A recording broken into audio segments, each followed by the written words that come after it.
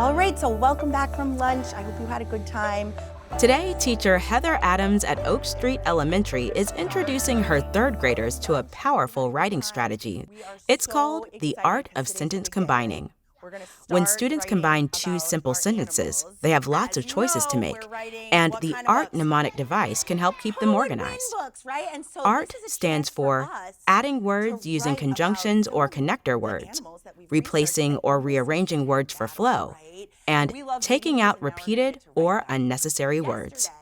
We talked about how we can turn our simple sentences into more interesting, complex sentences. And what did we learn about? What kind of words did we add into our sentences? We did some adding. What were those kinds of words? Say it if you remember. I heard two answers. I heard conjunctions. If you said conjunctions, pat on the back. And I heard connecting words. If you said connecting words, also pat on the back. Conjunctions are connecting words, right? They allow us to combine our simple sentence ideas into a more sophisticated sounding sentence, right? And we also learned some other strategies. Sometimes we realize we should take out some words. We don't want to be super repetitive. And sometimes we even move them around or replace them. We used they or it. Here's what this looks like in action. To combine the sentences, the dog barked and the dog ran to the door, you can add the conjunction and, rearrange the order so the action flows naturally, and take out the repeated use of the dog to create the complex sentence, the dog ran to the door and barked.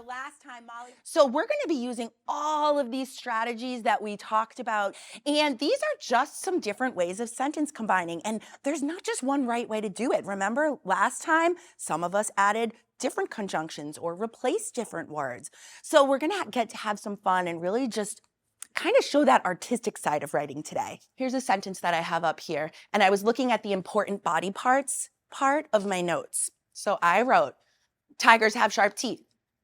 Tigers have sharp claws. Tigers have a tail.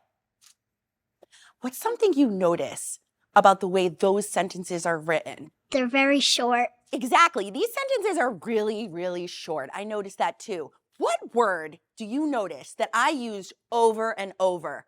What word?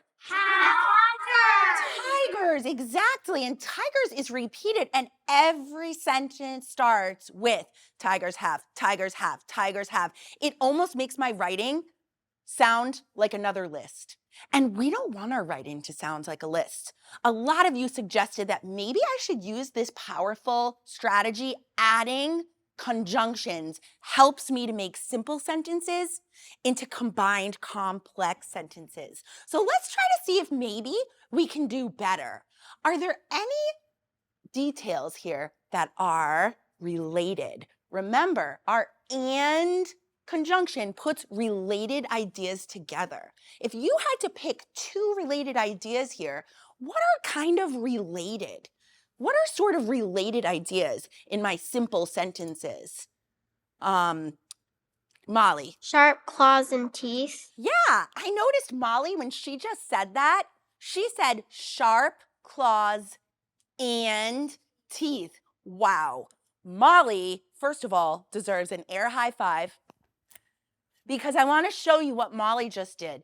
Tigers have sharp claws and teeth. So Molly not only added a conjunction, she took out a repeated word that wasn't really needed. It makes more sense, and I think it sounds better. When I heard Molly's sentence, I was like, that's it. It sounds right. So what we just did here was we used a few of these different strategies. We added conjunctions. We took out repetitive words that just didn't make our sentences sound polished. They didn't make our sentences sound sophisticated. We don't need to say tigers 800 times, right? We don't need to say tigers have this, tigers have this, tigers have this. We're going to use the power of conjunctions, the power of taking out unnecessary words, maybe even rearranging words or replacing them with words that sound better. And that's how we're going to start writing our first paragraph, our first part for each one of our animals. Reading Universe is made possible by generous support from Jim and Donna Barksdale, the Hastings Quillen Fund, an advised fund of the Silicon Valley Community Foundation, the Emily Hall Tremaine Foundation, the AFT, and several anonymous donors. Special thanks to Keys to Literacy, Franklin Public Schools, and Oak Street Elementary, located in Franklin, Massachusetts.